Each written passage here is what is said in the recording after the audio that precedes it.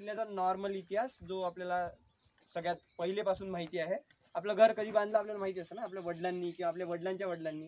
तसा हा किल्ला यादवांनी बांधलेला आहे असा आपल्याला उल्लेख मिळतो 1000 वर्षा पहिले. त्याच्यानंतर 1000 वर्षात खूप साऱ्या वेगवेगळ्या लोकांनी याच्यावर राज्य केलं. ते बहुमनी सुलतान असेल, निजामशाही असेल, नागपूरकर भोसले असतील शेवटचे, आणि सगळ्यात शेवटी जो किल्ला ज्यांच्या हातात आला, ज्यांनी हा डिस्ट्रॉय केला, ते म्हणजे इंग्रज. तर किल्ल्याचा हा मेन एंट्रन्स नाही आहे, तेव्हा गाड्या वगैरे नव्हत्या, रस्ते नव्हते, आणि हा रस्ता तर मुळीच नव्हता. तर हा बेसिकली बॅकडोअर आहे. आता आपल्याला गाडींच्या सोयीनी बरा पडतो म्हणून आपण या दरवाज्यातनं येतो. तर या दरवाजाचा हा जो सगळ्यात पहिला दरवाजा आहे, याचं नाव आहे मछली दरवाजा, आणि या तलावाला म्हणतात मछली तलाव. आणि येथून हे जे पूर्ण तुम्हाला तटबंदी दिसते, चंद्रभागेच्या मागे एक नदी वाहते या मागच्या दरीतनं, चंद्रभागा नावाची. त्या नदीला आपण म्हणजे हा जो देवी पॉईंट गेला तुमचा, तिकडनं जी नदी निघते तिचं नाव चंद्रभागा. तर ती ज्या घळीत वाहते, त्या दरीत वाहते, तिचं नाव चंद्रभागाची घळी किंवा चंद्रभागाची दरी.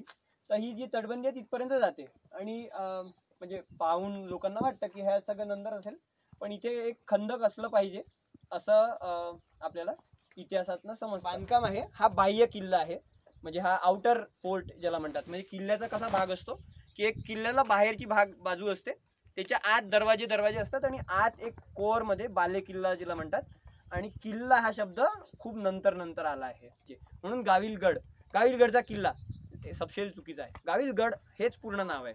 गाविल किल्ला हे दुसरं नाव असू शकतं, किंवा गाविल दुर्ग हे नाव असू शकतं, पण गाविलगडचा किल्ला हे एकदम सबशेल चुकीचं नाव आहे. आपण असं म्हणतो का हे माझं घर आहे, एकच गोष्ट दोनदा नाही म्हणत ना आपण, एकच गोष्ट एकदाच म्हणतो, हे माझं घर आहे.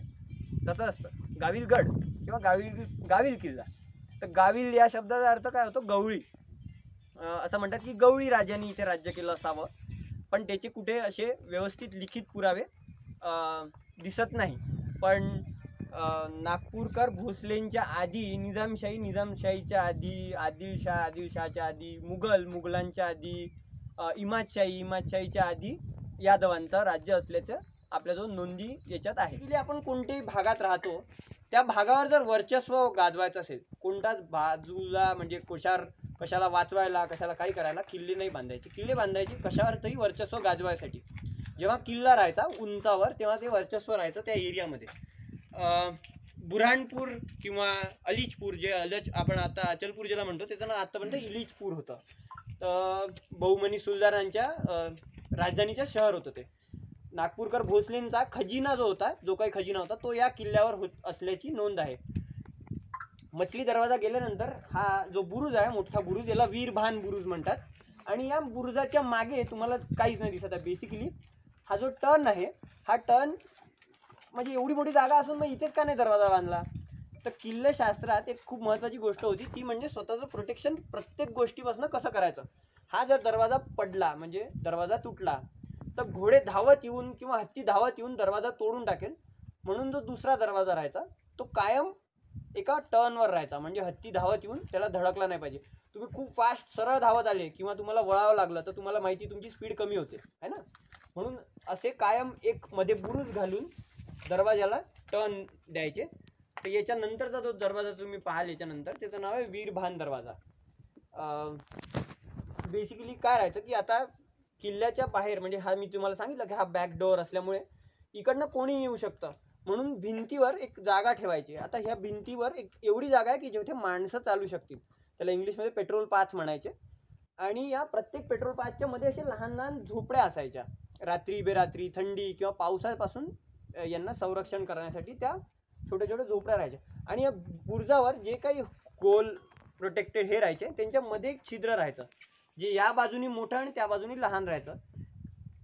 कारण की बाहेरनं जर कोणी अटॅक केला तर लहान छिद्रात तो अटॅक यायचा नाही, बंदुकीचा वगैरे मारा यायचा नाही किंवा बाणांचा मारा यायचा नाही, पण इकडनं तो मारा व्यवस्थित ते करू शकायचे. म्हणून इकडची बाजू मोठी राहायची आणि तिकडची बाजू लहान राहते.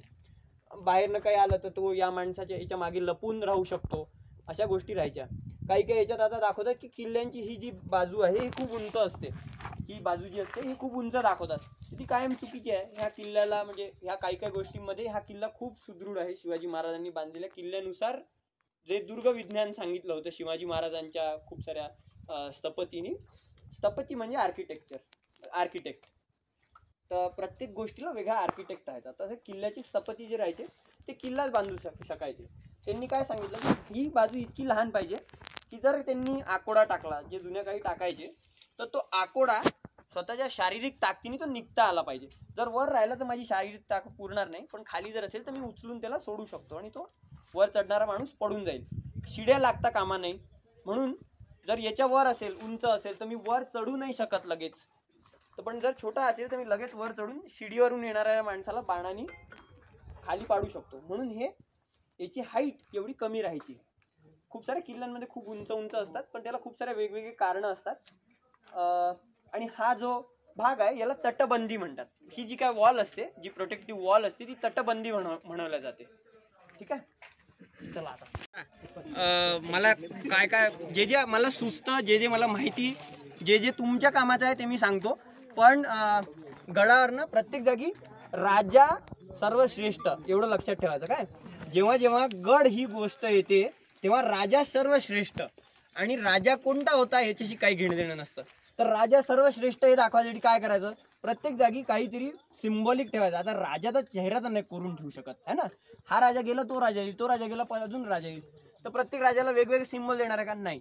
तर त्याच्यामुळे काही काही सिम्बॉल्स ठरलेले होते, ते दाखवायचे की राजा हा सर्वश्रेष्ठ आहे. तर प्रत्येक किल्ल्यावर तुम्ही जेव्हा जाल तेव्हा तुम्ही जर म्हणजे स्टार्टिंग फ्रॉम निजामशाही, मुघल किंवा जे काही इमादशाही वगैरे आले, तर त्या किल्ल्यांवर जाल तुम्ही, तर हे एक तुम्हाला एक शिल्प दिसतं. हा सिंह आहे बेसिकली, आणि याला शार्दूल म्हणतात. खूप सारे शार्दूल असतात, वेगवेगळ्या प्रकारचे शार्दूल असतात. मी तुम्हाला समोर अजून शार्दूल दाखवतो, पण हा एक शार्दूल आहे. हा खूप साऱ्या जागी तोडला आहे. बट एनिवेज, म्हणजे सिंह जेव्हा ते अफगाणिस्तानहून आले, तर इराण जो भाग आहे, आत्ताचा जो इराण भाग आहे, ते इराण नाव कुठून आलं तुम्हाला माहिती का? ते नाव आलं आहे आर्यनहून. आर्य लोक जिथे राहायचे त्याला म्हणायचे आर्यन. आर्यन जागा अपभ्रंश होऊन ते इराण बनलं. त्याच्यानंतर ते अफगाणिस्तानमध्ये आले. हे सगळे भारताचाच भाग होता ना. म्हणून ते जेव्हा खाली आले तेव्हा त्यांनी तिकडच्या गोष्टी आपल्याकडे आणल्या. तेव्हा इराणमध्ये खूप सिंह राहायचे, अफगाणिस्तानमध्ये खूप सिंह होते, भारताच्या अगदी मध्य प्रदेशमध्ये बुरानपूर वगैरे साईडपर्यंत सिंह होते. म्हणून ते सिंह हा ॲज अ ताकद या गोष्टीचा हे ठेवायचे. म्हणजे व ही गोष्ट किती ताकदीची आहे, हा माणूस किती ताकदीचा आहे की याच्या गडावर पहारा द्यायला सिंह आहे, असा तो एक सिम्बॉलिक हे होता. म्हणून प्रत्येक जागी शार्दूल राहतात, आणि त्याला शार्दूलच म्हणतात. सिंह कोणी म्हणायचे नाही, त्यांना शार्दूलच म्हणायचे. तर खूप सारे वेगवेगळ्या प्रकारचे शार्दूल होते. हा एक शार्दूल आहे, समोर एक गज शार्दूल आहे, असे वेगवेगळे शार्दूल असतात. चालेल, चला आपण आता इथून लाकूड तुम्ही पकडलं ते छिद्र एवढंच, आणि त्याच्यात जर फिट केलं आणि याच्यावर जर दार असेल तर हे जेव्हा असं उघडेल तेव्हा हे दार ॲज अ हिंज म्हणून काम करायचं. आपल्या खांद्यात जो जॉईंट असतो रोल अँड बॉल, तसा तो हे राहायचा, आणि खाली एक लाकूड त्याच्यावर फिट राहायचं, जेणेकरून तो हिंजवर रोटेट व्हायचा. आणि ते जेव्हा हिंजवर रोटेट व्हायचं त्या दिवसातनं फक्त 2दा दारं उघड बंद व्हायचे. म्हणजे रात्री एकदा सूर्य अस्त झाल्याच्या आधी, सूर्य अस्ताचा जो वेळ राहायचा त्यावेळी नगारा वाजून दार बंद व्हायचं. आणि सूर्य उगवल्यानंतर जोपर्यंत उजेड येत नाही किल्ल्यावर, जोपर्यंत सर्वत्र उजेड पसरत नाही, तोपर्यंत किल्ल्याचं दार उघडलं जायचं नाही. तो शेवटी स्वतः राजा जरी आला त्या गडावर तरीही दार उघडलं जायचं नाही. त्याचं मुख्य कारण म्हणजे जर दार उघडलं आणि जर मागून शत्रू आला तर काय करणार आहे, म्हणून ते दार उघडायचे नाही. पण एखाद 2 लोक जर आले, आता मी आलो रात्री, फॉर एक्झाम्पल मी आलो गडाच्या याच्यावर, आणि मी सांगितलं की बाबा मला त्या राजाने पाठवलं आहे, मला खूप इम्पॉर्टंट काम आहे, तुमच्या सैनिकांना सांगायचं आहे की दुसरे लोक तुमच्यावर अटॅक करणार आहे. तर त्यासाठी प्रत्येक दरवाजात एक छोटा दरवाजा राहायचा, ज्याला दिंडी दरवाजा म्हणतात. तो इतका लहान राहायचा की त्याच्यातून येताना तुम्हाला एक तर पाय खूप वर उचलावा लागायचा, आणि डोकं पूर्ण खाली वाकून आत यावं लागायचं, जेणेकरून एका वेळेस एकच माणूस आत येऊ शकेल.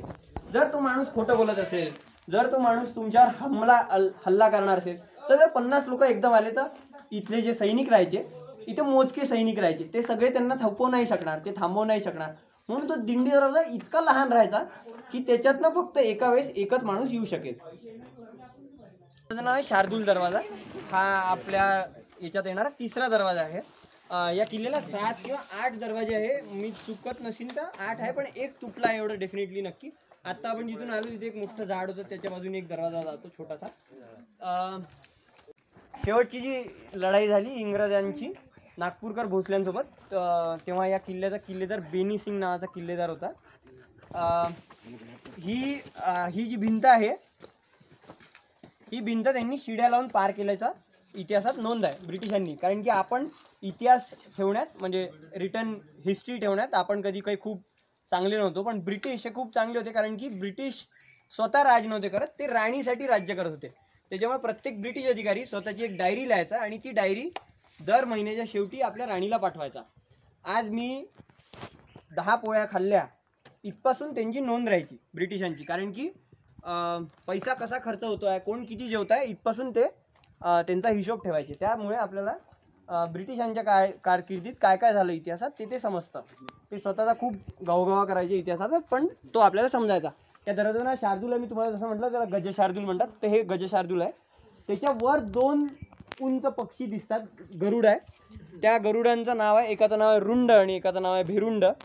आणि त्या सिंहाच्या पायाखाली 4 हत्ती आहे आणि 5वा हत्ती त्यांनी पायाने धुडकवून लावला आहे. तर हे दाखवायचे की हा राजा जो आहे हा या सिंहासारखा आहे. म्हणजे हत्तीसारखा माहिती प्राणी पण, इतका मोठा प्राणी पण त्यांनी पायाने धुडकवून लावला किंवा तो हत्तीच्या वर उभा राहतो, एवढा हा मजबूत किंवा शक्तिशाली राजा आहे. हे दाखवायसाठी तो रुंड भिरुंडाच्या खाली गजशार्दूल राहायचे. त्या दोघांच्या मध्ये एक झाड आहे. ज्यांना वाईल्डेस्ट गेस करायचा करा, ते झाड कशाचं आहे? अजून करा गेस थोडंसं. शाबास, खजुराचं झाड आहे ते. त्याला शिंदीचं झाड किंवा खजुराचं झाड म्हणतात. इथे जसे जसे लोक आपल्या आपल्या देशात नाही यायचे तसे तसे ते वस्तू घेऊन यायचे सोबत. तर आपल्याकडे कधी खजुराचं झाड नव्हतं. हे आलं अफगाणिस्तान साईडनी किंवा जिथे जे वाळवंट होतं तिथून त्यांनी आणलेलं आहे. तर निजामशाही जेव्हा आली तेव्हा त्यांनी खजुराचं झाड आपल्याकडे आणलं. आणि मग ते खजुराचं झाड आल्यानंतर ते दाखवायचं की बा आम्ही इथे राज्य केलं, आम्ही खजुराच्या एरियातनं आलो आहे, म्हणून ते खजुराचं झाड आपल्या किल्ल्यांच्या याच्यावर किंवा जिथे कुठे एम्ब्लम म्हणजे जिथे कुठे आपला छाप सोडायची राहायची तिथे ते खजुराचं झाड काढायचे. आणि मग यादवांनी किल्ला बांधला आहे म्हणून कायम हिंदूंचे स्मारक, हिंदूंचे प्रतीक ते कमळाची फुलं कायम किल्ल्यावर राहायचे. ठीक आहे. चला आता इथून खूप साऱ्या राजेशाह्या पाहिल्या 1000 वर्षाच्या याच्यात. तसं शेवटचं त्यांनी नागपूरकर भोसले हे शेवटचे याचे म्हणजे राज्यकर्ते होते. भोसले हे शिवाजी महाराजांचे भोसले कोणीही नाही. हा नागपूरकर भोसले वेगळा क्लॅन होता, म्हणजे वेगळी एक फॅमिली होती ज्यांच्या अखत्यारीचा किल्ला होता. त्यांचा जो किल्लेदार होता त्याचं नाव होतं बेनी सिंग. 1803च्या 13 डिसेंबरला इथे लढाई जुंपली ब्रिटिश आणि बेनी सिंग याच्या अगेन्स्ट. आणि ब्रिटिशांनाही लक्षात आलं होतं, ब्रिटिश खूप आधी आले, त्यांनी बंगालमधनं जसं जसं लोकांना हरवणं सुरू केलं त्यांना लक्षात आलं किल्ले जर इथले नाही हरवले महाराष्ट्रातले तर इथली कोणतीच राजवट आपण हरवू शकणार नाही. म्हणून त्यांनी 1802-03 पासून किल्ल्यांना टार्गेट करणं सुरू केलं. 15 डिसेंबरला हा किल्ला पडला आणि इथे बेनी सिंग आणि त्याचे जितके साथीदार होते सगळे शेवटचे याच दरवाजात मारले गेले. या दरवाजाचं नाव दिल्ली दरवाजा. दिल्ली दरवाजा, प्रत्येक गडावर एक दिल्ली दरवाजा राहतो. जो पण किल्ला वर उत्तरेकडे तोंड करतो त्याला कायम दिल्ली दरवाजा म्हणतात. प्रत्येक गडावर तो कोणताही असो, कारण की प्रत्येक किल्ला हा कधी ना कधी दिल्लीचा जो राजा राहायचा त्याच्या अखत्यारीत होता. ठीक आहे. तो कोणी असो, औरंगजेब असो, निजाम असो, मराठे असो, त्यांच्या कोणाच्या ना कोणाच्या अखत्यारीत होता. जो दरवाजा उत्तरेकडे दिल्लीला पाहायचा तो दरवाजा कायम दिल्ली दरवाजा म्हणून प्रत्येक गडावर प्रचलित असतो. तसा हा दरवाजा दिल्ली दरवाजा. याच्यावर एक खूप सुंदर छत होतं. मी माझ्या लहानपणी छत पाहिलेलं मला आठवतं, पण काही समाजकंटकांनी आपले जे पोरं दारू पिऊन येतात किंवा काही करतात त्यांच्या उड्या मारण्यानी आणि नासधुसीने तो छत पडलं. ते छत बिना सपोर्टचं एक सिंगल आर्क होती मोठी, तसं ते छत होतं आणि लोकांनी ते पाडून टाकलं. लोक नासधूस करण्यातच असतात त्याच्यामुळे आपण त्याला काही करू नाही शकत. पण हा तो दिल्ली दरवाजा जिथे बेनी सिंग आणि त्याचे सहकारी मारले गेले. आता या गडावर सगळ्यात महत्त्वाची एक गोष्ट अशी आहे की बेनी सिंगची समाधी तिकडे झाडात कुठेतरी दबली आहे. म्हणजे मी तुम्हाला दाखवू शकतो, पण जिथे आपण ते लोकांना मनीष ओरडला ना ते पोरं, तिथे उजव्या हातावर याची समाधी आहे. पण या गडावर एक सगळ्यात महत्त्वाची गोष्ट झाली जी महाराष्ट्रात अजून कुठेच नव्हती झाली रेकॉर्डेड. ब्रिटिशांच्या रेकॉर्डमध्ये ती गोष्ट आपल्याला समजते. आपण जेव्हा जोहर हा शब्द ऐकतो तेव्हा तुम्हाला काय लक्षात येतं? एक्झॅक्टली, आगीमध्ये उडी मारून जीव देणे. पण आपल्याला वाटतं की जर राजस्थानमध्ये वगैरे झालं, आपल्याकडे नाही झालं. पण महाराष्ट्रातला हा पहिला एकमेव किल्ला आहे जिथे जोहर झाला. बेनी सिंग आणि त्याचे सहकारी जेव्हा मेले तेव्हा बेनी सिंगची पत्नी आणि त्यांच्या 13 सोबतिणी यांनी इथे जोहर करून त्यात उडी मारली असं ब्रिटिशांच्या याच्यात लिहून आहे. त्याच्यातल्या 4 स्त्रिया तेव्हाच मृत्युमुखी पडल्या. त्यांची समाधी आजही आपण पाहू. जर खाम तलावापर्यंत आपण व्यवस्थित पोहोचलो, तुमच्यापैकी मला दिसून नाही राहिले पोहोचणारे, जेवढे पोहोचतील त्यांना आपण खाम तलावाच्या तिथे 4 त्या सतीच्या हे आहे.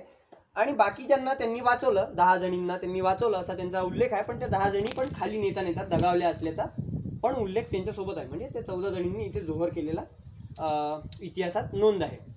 आणि अजून मस्जिद म्हणतात. या तलावाचं नाव देव तलाव आणि याच्या खाली जो तलाव आहे त्याला म्हणतात खाम तलाव.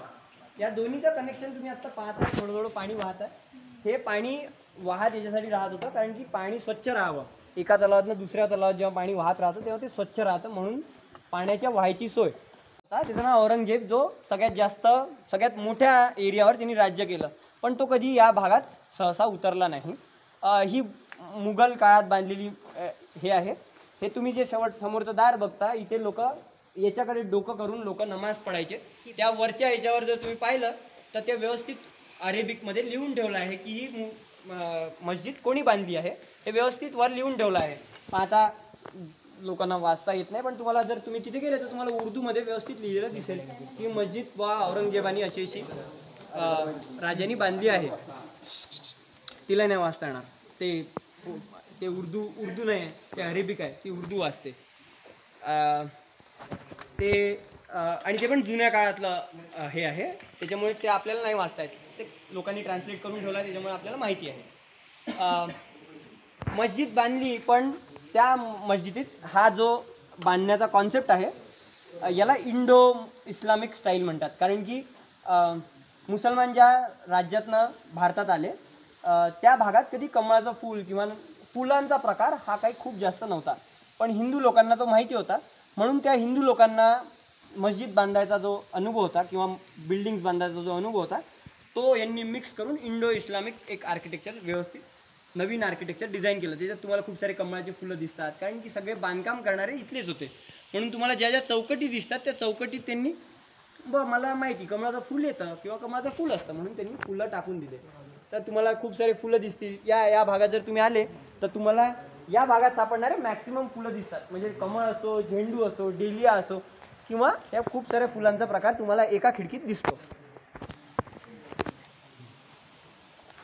आणि या का बरं खिडक्या काढल्या छोट्याशा आणि मग त्याला हे दिलं, तर हिंदू मंदिरांमध्ये 2 प्रकार असतात. एक म्हणजे जेव्हा देव आपल्या गाभाऱ्यात जाऊन बसतो तेव्हा तो परत नाही निघत, आणि एक राहायचा ज्याच्या बाजूला खिडक्या राहायच्या छोट्या छोट्या, आणि त्या खिडक्यांमध्ये देव राहतो. तुम्ही आता कोणत्या दुसऱ्या अजून मंदिरात जाऊन पहा, तिथे छोटे छोटे खिडक्या असतात आणि त्यात देव असतात. ते देव सहसा बाहेर काढले जायचे आणि मग त्यांची मिरवणूक काढली जायची. तर आता हिंदू लोकांनी ते मंदिरं बांधले आणि मग त्याच्यानंतर त्यांनी सांगितलं की अरे नाही, आमच्या याच्यात असं काही नाही आहे की बाबा त्याच्यात दुसरं काही बसवायचं आहे. ठीक आहे, ते नाही बसवायचं, म्हणून त्यांनी त्या खिडक्यांमध्ये कमळाची फुलं कोरलेले आपल्याला लक्षात येतात. पण हा जो सगळा प्रकार आहे याच्यात तिथे तुम्हाला सापाचा हे दिसतो, म्हणजे सापाची हे चढवलेली दिसते. या सगळ्या गोष्टी हिंदू आर्किटेक्चरमधनं इस्लामिक आर्किटेक्चरमध्ये मर्ज झालं, म्हणून it's called Indo Islamic architecture. ही त्याच्यातली एक उत्कृष्ट शैली आहे. म्हणजे षटकोनी खांब, त्याच्यावर चौकोनी खांब, हे सगळे शिवांच्या मंदिरात राहायचे. त्यावेळेस जे म्हणतात त्यावेळेस दुसरं काहीतरी म्हणायचे, जसं बारुदीला दारू म्हणायचे, तेव्हा दारू गोळा म्हणायचे. दारू गोळा म्हणजे तोफेत जो भरतात तो दारू गोळा. तर दारू म्हणजे काय हे आपण आत्ताच्या याच्यात जर विचार केला तर लोक म्हणतील अरे दारू भरायची इथे, म्हणून आम्ही याला बारूदखाना म्हणतो. बेसिकली बारूद एका जागी जर खूप बारूद लागायची. तिच्या गडावर 5 एक बिजली, तिकडे 2 3 4 5 तोफा, मोठ्या मोठ्या तोफा आहे. आणि अजून खूप असतील ज्या ब्रिटिशांनी तोडताड करून नेल्या, ज्या अजून उचलून नाही नेता आल्या त्या त्यांनी इथेच ठेवून दिल्या. त्याच्यामुळे खूप दारू लागायची, म्हणजे खूप बारूद लागायची. पण बारूद जर एका जागी ठेवली आणि जर मी येऊन भडकून गेलो, मी शत्रू आहे, मी दिली भडकून एक माचीसची काडी मारून दिली, तर पूर्ण बारूद ब्लास्ट होऊन जाईल किंवा गडावर खूप मोठी हानी पोहोचेल. म्हणून ते काय करायचे, बारूदीला खूप सारे छोट्या छोट्या पुंगळ्यांमध्ये मासाच्या चामड्याच्या ज्याला आपण आता तुम्ही शागल नावाचा एक प्रकार पाहिला असेल, कापडी पाण्याची थैली असते, तशा चांबड्याच्या थैल्या राहायच्या, ज्या थैल्या खूप सारे गड्डे करून वेगवेगळ्या जागी पुरून ठेवल्या राहायच्या. आणि ते जे मुसलमान राज्यकर्ते होते त्यांच्या कारकिर्दीत त्यांना म्हणायचे मीर आतिश. सगळे जितके तोफा चालवणारे जे मुख्य अधिकारी राहायचे त्यांना म्हणायचे मीर आतिश. त्या फक्त मीर आतिशला माहिती राहायचं की गडावर कुठे कुठे आपण बारूद पुरून ठेवली आहे. तसं या किल्ल्यावर लोक म्हणतात, काही म्हणतात की हा बारूदखाना होता, काही म्हणतात हा घोड्याचा स्टेबल होता, काही म्हणतात अजून काही असेल, असं काही असेल. पण बेसिकली जो आमच्या वाचण्यात इतिहास आहे त्या इतिहासानुसार या गडाला हा बारूदखाना होता. म्हणजे हा इथे ते बारूद पेरून ठेवायचे. कोणीतरी आत्ता मध्ये बोलत होतं, मी तुम्हाला तोही हे सांगतो, तुमचा थोडासा अजून वेळ देईल आणि समोर तुम्हाला अजून लक्षात येईल.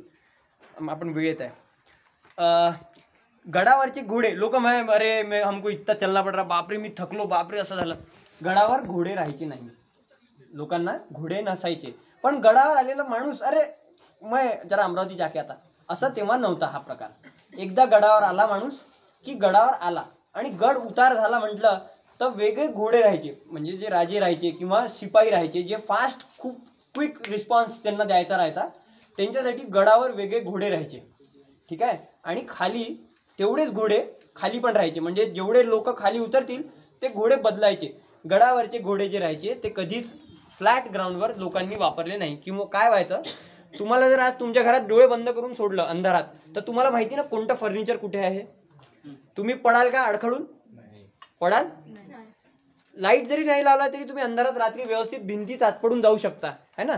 तसंच घोड्यांचं राहायचं. घोड्यांच्या पायाखाली जमीन इतकी राहायची की हे उबड खाबड रस्ते राहायचे. आणि गडावरच्या ज्या पायऱ्या राहायच्या, तुम्ही देवगिरी वगैरे मध्ये जा, देवगिरी किल्ल्यामध्ये वगैरे गेले तर तुम्हाला लक्षात येईल पायऱ्यांची उंची कमी जास्त राहायची.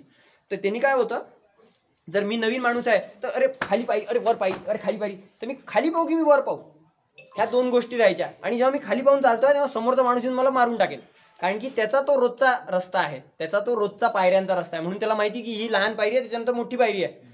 आणि यांचा सिक्वेन्स कधी लागलेला नाही राहायचा, कधी लहान कधी मोठी, कधी परत लहान लहान लहान लहान, मग एकदम मोठी पायरी, असं करत ते कायम खाली पाहून चालायचे. पण घोड्यांना इतकी सवय होऊन जायची रोजची त्याच रस्त्यावर येणं जाणं करून, जेव्हा घोडा लहान राहायचा, पिल्लू राहायचा, तेव्हा त्याला त्या रोज रस्त्यावर ते फिरवायचे, रोज फिरवायचे. आणि मग झापडं लावून फिरवायचे, म्हणजे डोळे बंद करायचे घोड्याचे आणि मग फिरवायचं, जेणेकरून त्या घोड्याला तो रस्ता इतका पाठ झाला पाहिजे की रात्रीच्या किर अंधारात पण तो घोडा आरामात उतरला पाहिजे गडावरनं खाली बिना आवाज करता. म्हणून जे गडावरचे घोडे राहायचे हे सगळे घोडे वेगळे राहायचे. म्हणून गडावरचं जे स्टेबल राहायचं, गडावरचं जे घोड्यांचा तबेला राहायचा, ह्या तबेल्याला आणि म्हणजे ग्राउंडवरच्या तबेल्याला, या दोन तबेल्यांना वेगवेगळं महत्त्व राहायचं. तिथचे वरचे जे घोडे राहायचे हे घोडे कायम कमी उंचीचे राहायचे, कारण की त्यांना वर चढावं लागायचं. त्याच्यामुळे सेंटर ऑफ ग्रॅव्हिटी त्यांची जमिनीपाशी राहायची. उंच घोडे वापरणं अवॉइड करायचे, कारण की उंच घोड्याची सेंटर ऑफ ग्रॅव्हिटी, तुम्ही उंच घोडा चढताना पाहिलं का, तो असा चढतो. तुमचं ऑब्झर्वेशन किती स्ट्रॉंग आहे पाहू आपण. उंच घोडे जे असतात ते पायाला वर चढवून चालतात, कारण की त्यांना वरतून दिसत नसतं. ते जेव्हा तिरपे चालतात तेव्हा त्यांना वरचं दिसत नाही आणि जमिनी खालचं दिसत नाही. त्यांचे दोन डोळे दोन बाजूला असतात, त्याच्यामुळे त्यांना मध्ये काहीच दिसत नसतं घोड्यांना.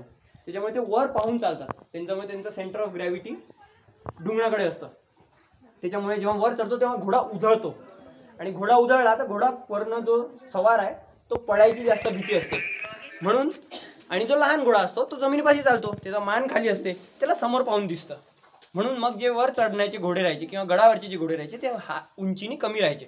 असं नाही की जमिनीवरचा घोडा म्हणजे फ्लॅट ग्राउंडवरचा घोडा किल्ल्यांवर कधी आणलाच नाही, असं नाही, आणायचे. पण तो जो ट्रान्सपोर्टेशन, वे ऑफ ट्रान्सपोर्टेशन होता तो खूप डिफिकल्ट होता.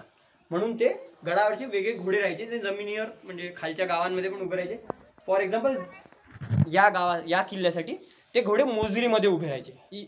आपण ज्या रस्त्याने आलो त्याच्या एक्झॅक्ट त्या बाजूला एक गाव आहे मोजरी नावाचा, तो मुख्य दरवाजा होता राजांना वापरायचा. तर त्या गावात हे घोडे वगैरे सगळे उभे राहायचे. ठीक आहे.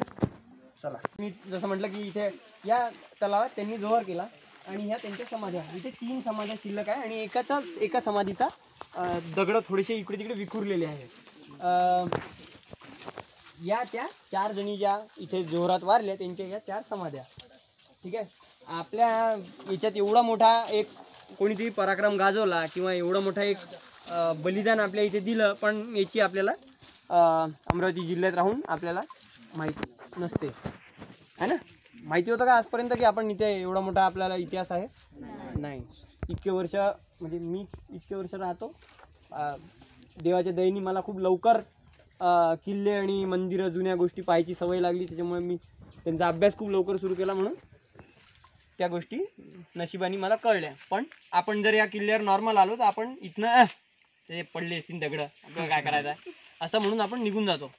डेफिनेटली कोणी विचार नाही केला. समोर निघून गेले ना तुम्ही, जितके लोक निघून गेले त्यांनी पाहिलं का इकडे दगड आहे असे पाहिलं? मग असं वाटलं का काय, मग असं वाटलं का की आपण जाऊन पाहावं? आपल्याला वाटत नाही, कारण की आपली क्युरिओसिटी मोबाईल पर्यंत सीमित आहे. या रील नंतर दुसरी रील कोणती, एवढीच आपली क्युरिओसिटी आहे. ठीक आहे, चला आपण एक तोफ पाहू. मग आपण, मला नंतर कधी माहिती मिळेल नाही मिळेल मला गॅरंटी नाही आहे, त्याच्यामुळे ऐकून घ्या. हा इथे एक मात्र अशी इमारत शिल्लक आहे जी विटांनी बांधली आहे. तुम्हाला लक्षात येईल, आत्तापर्यंत तुम्ही दगड पाहत आले, हे भाजक्या विटांची इमारत आहे. हे शिवमंदिर आहे. ही 1703 ते 1803 या शतकात बांधलेली इमारत आहे. नागपूरकर भोसले यांचा जो किल्लेदार होता बेनी सिंग, त्यांनी हे शिवमंदिर बांधल्याचे आपल्याजवळ लिखित पुरावे आहे. याच्या आत एक शिवलिंग होतं, अजून काही देव असतील ते आपल्याला माहीत नाही, कारण की इथे देव आत कोणताही देव नाही. पण इथे आत हे असल्याची, म्हणजे पिंड असल्याची, मध्यभागी पिंड असल्याची, आणि पिंडीतनं जे पाणी बाहेर निघतं, आपण जेव्हा अभिषेक करतो तेव्हा पाणी बाहेर निघायची जी जागा आहे ती या मंदिरात तुम्हाला आज व्यवस्थित दिसू शकते. त्याच्यामुळे हे शिवमंदिर असल्याचा याचा पुरावा आहे. आज जाऊन बघ. हा, ऐकून घ्या आता. जनावरं पाणी पिताना, म्हणजे जे घोडे वगैरे राहायचे त्यांच्या शरीराच्या खाली पाणी असलं त्यांना पिणं सोपं जाते. तसे असे खूप सारे हे या गडावर सापडतात. पण फक्त घोड्यांसाठी किंवा प्राण्यांसाठी इतका चांगला व्यवस्थित चुन्याचा घेरा केलेला किंवा नंतर हे सिमेंटनं हे केलं आहे, म्हणून असा तलाव किंवा असा पाण्याचा हे झरा कोणी बांधणार नाही. तर याचा मुख्य उद्देश काय असावा, हा एक मात्र आपला जो सोर्स आहे की मग ही जी बिल्डिंग आहे, ही जी दिसते आपल्याला, ही पूर्ण बिल्डिंग असावी. आणि हे एक आंघोळीचा ठिकाण असावं. कोणासाठी? जे मुख्य म्हणजे राजा झाला किंवा अजून ज्याचा कोणाचं घर असावं त्याचा, हे पाण्यासाठी हे असावं. इथे बसून आंघोळ करायचे, म्हणून याच्यात पायऱ्या आहे, इथे एक पायरी आहे, तिथे एक पायरी आहे. त्याच्यानंतर तुम्ही बसून व्यवस्थित पाय जमिनीवर टेकवू शकता. खूप खोल नाही आहे, पण याच्यात पाणी खूप स्वच्छ राहतं. आम्ही आत्तापर्यंत याच्यातलं पाणी प्यायचोय, पण आता मी चालल्यावर याच्यात घुमट होते. ती जशी लहान मस्जिद तशी मोठी मस्जिद, तिला 21 घुमट होते. 1900 सालात कधीतरी मागचे जे 7 हे आहे घुमट आहे ते पडले. आता हे 14 शिल्लक आहे, त्यातले ते तिकडचे 2-3 पडलेले दिसतात आता मला यावर्षी येऊन. आणि हे जे खांब आहे असे 4 कोपऱ्यावर 4 खांब होते ना, त्यातला एक शिल्लक आहे फक्त. आणि अत्यंत सुंदर नक्षी असलेला तो हे होता. आता तुम्ही उठल्यानंतर बघा, इथे फरसबंदी आहे आणि हे जे भिंत अशी दिसते आहे आणि हे जे दार दिसत आहे आणि परत इकडे सेम स्ट्रक्चर असलं पाहिजे. हे स्ट्रक्चर आपल्याला हे सांगतं की याच्यावर पण एक छतासारखा भाग असला पाहिजे, जो ब्रिटिशांनी जेव्हा किल्ला 1803 साली तोडणं सुरू केलं तेव्हा त्यांनी तो तोडला असला पाहिजे. तर ही या किल्ल्याची सगळ्यात मोठी वास्तू आहे जी ब्रिटिशांनी तशीच ठेवली, कारण की त्यांना वाटलं की या वास्तूत कोणी राहू नाही शकत. बेसिकली ते किल्ला याच्यासाठी तोडायचे की कोणी राहिलं नाही पाहिजे, म्हणून ही एक वास्तू सोडून बाकी सगळ्या वास्तू त्यांनी तोडून टाकल्या. मगाशी मी जे ती जी तोफ शोधत होतो तशा इथे 2-3 तोफ आहे. इथे एक बहिरम बुरुज म्हणून खाली बुरुज आहे, त्या बुरुजाजवळ एक तोफ आहे. या रस्त्याने खाली गेलो की इथे एक अजून तोफ आहे. पण आपण पावसाळ्यात आल्यामुळे इतकं गवत वाढलं आहे की जमिनीवर पडलेल्या तोफा सगळ्या गवतामध्ये दबल्या आहेत. ती जी तोफ मी पाहायला गेलो होतो, आपण जिथे गवतात इकडे तिकडे फिरलो, त्या तोफेचं नाव बिजली. त्याच्यावर खूप काही उर्दूत कोरलं होतं, म्हणून मी खरं मध्ये तुम्हाला ती दाखवायला नेत होतो. त्या तोफेच्या समोर एक पठार आहे, ना लवादा पठार. आपण जेव्हा बसनी येतो तेव्हा तो पठार लागतो आपल्याला. तर जेव्हा 13 डिसेंबरला जेव्हा युद्ध सुरू झालं, 12 डिसेंबरला जी तोफ चालल्याचा उल्लेख आपल्याला ब्रिटिशांच्या गॅझेटमध्ये आढळतो. त्याच्यात एक मेजर जनरल यंग नावाचा एक ब्रिटिश अधिकारी होता, जो त्या तोफेच्या माऱ्यात मारला गेला लवादा पठारावर. त्याचं एक स्मृतीस्थळ, एक दगड तिथे स्मृतीस्थळ तिथे आहे. लोकांच्या नजरेत काही येत नाही, त्याच्यावर माती वाती काही पडलं असतं. ऐतिहासिक वारसा जपून ठेवण्यात आपल्याकडच्या लोकांना काही खूप रस आहे नाही. काय आहे, कशाला आहे, इथे लोक येतात. बाजूला पायऱ्या होत्या वर चढण्यासाठी, पण लोक चढून धिंगाणे करायचे, वरचे बुरुज पडले नाही पाहिजे, म्हणून आर्किओलॉजिकल डिपार्टमेंटचं काम बेसिकली पुरातन जे बिल्डिंग आहे ते सांभाळणं असतं. पण आपल्याकडचं पुरातत्व खातं इतकं हुशार आहे की त्यांनी त्या पायऱ्या तोडून टाकल्या, जेणेकरून कोणी वर गेलं नाही पाहिजे. तरी लोक आपल्याकडचे हुशार आहे, ते भिंत पकडून पकडून वर जातात आणि पडतात खाली. तर तशी ही बिल्डिंग. आता ही बिल्डिंग तुम्ही तुमच्या ऑब्झर्वेशन स्ट्रेंथनी किती ऑब्झर्व करू शकता, आतून एकदा पाहून या कुठे कुठे काय काय कसं कसं दिसतं. मग आपण त्याच्यातलं जर तुम्हाला काही नसेल समजत तर मग मी समजावून सांगतो. अदरवाईज प्रत्येक घुमटाच्या खाली जरा सांभाळून फिरा, कारण की खूप गटवागुळा शी करतात, खूप जास्त अमोनिया असतो त्याला, गुआनो म्हणतात. तुम्हाला जर वटवागुळ कसे ओरडतात ऐकायचं असेल तर या दरवाजात जाऊन ऐका. त्या समोरच्या बिल्डिंगमध्ये खूप वटवागुळ आहे, सगळे उडताना आवाज करत असतात, ते तुम्ही ऐकू शकता. ही पण एक मस्जिदच होती बेसिकली. निजामाचा जो हे होता, इमादशाही ज्याला म्हणतात, निजामाचा एक सरदार होता, त्यांनी बंड पुकारलं आणि स्वतःला राजा म्हणून घोषित करून घेतलं याचं. त्याचं नाव होतं इमाद उल